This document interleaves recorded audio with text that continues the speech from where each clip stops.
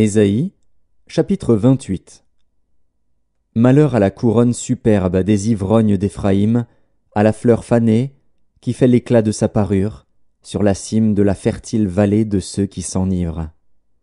Voici venir, de la part du Seigneur, un homme fort et puissant, comme un orage de grêle, un ouragan destructeur, comme une tempête qui précipite des torrents d'eau.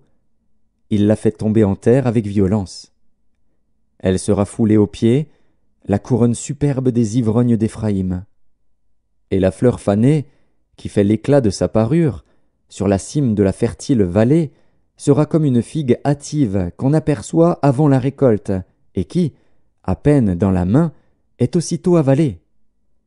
En ce jour, l'Éternel des armées sera une couronne éclatante et une parure magnifique pour le reste de son peuple, un esprit de justice pour celui qui est assis au siège de la justice, et une force pour ceux qui repoussent l'ennemi jusqu'à ses portes. Mais eux aussi, ils chancellent dans le vin, et les boissons fortes leur donnent des vertiges. Sacrificateurs et prophètes chancellent dans les boissons fortes, ils sont absorbés par le vin, ils ont des vertiges à cause des boissons fortes.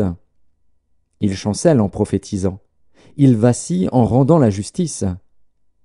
Toutes les tables sont pleines de vomissements, d'ordures. Il n'y a plus de place. À qui veut-on enseigner la sagesse?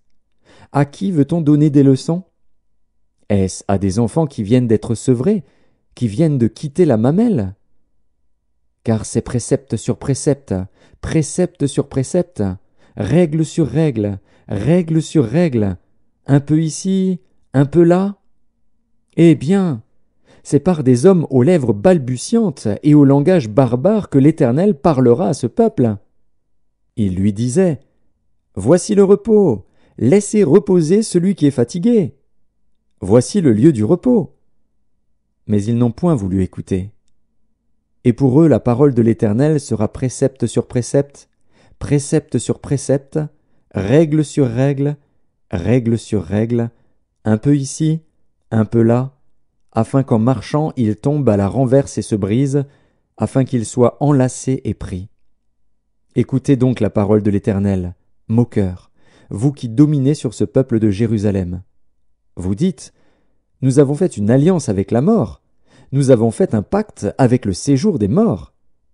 Quand le fléau débordé passera, il ne nous atteindra pas, car nous avons la fausseté pour refuge et le mensonge pour abri. C'est pourquoi ainsi parle le Seigneur, l'Éternel. Voici, j'ai mis pour fondement en Sion une pierre éprouvée, une pierre angulaire de prix, solidement posée. Celui qui la prendra pour appui n'aura point hâte de fuir. Je ferai de la droiture une règle, et de la justice un niveau. Et la grêle emportera le refuge de la fausseté, et les eaux inonderont l'abri du mensonge. Votre alliance avec la mort sera détruite, votre pacte avec le séjour des morts ne subsistera pas. Quand le fléau débordé passera, vous serez par lui foulés aux pieds. Chaque fois qu'il passera, il vous saisira, car il passera tous les matins, le jour et la nuit, et son bruit seul donnera l'épouvante.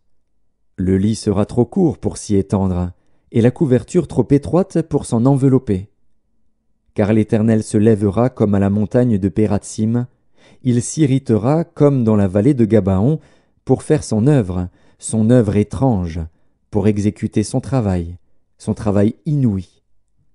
Maintenant, ne vous livrez point à la moquerie, de peur que vos liens ne soient resserrés. Car la destruction de tout le pays est résolue. Je l'ai appris du Seigneur, de l'Éternel des armées. Prêtez l'oreille et écoutez ma voix. Soyez attentifs et écoutez ma parole. Celui qui laboure pour semer laboure-t-il toujours?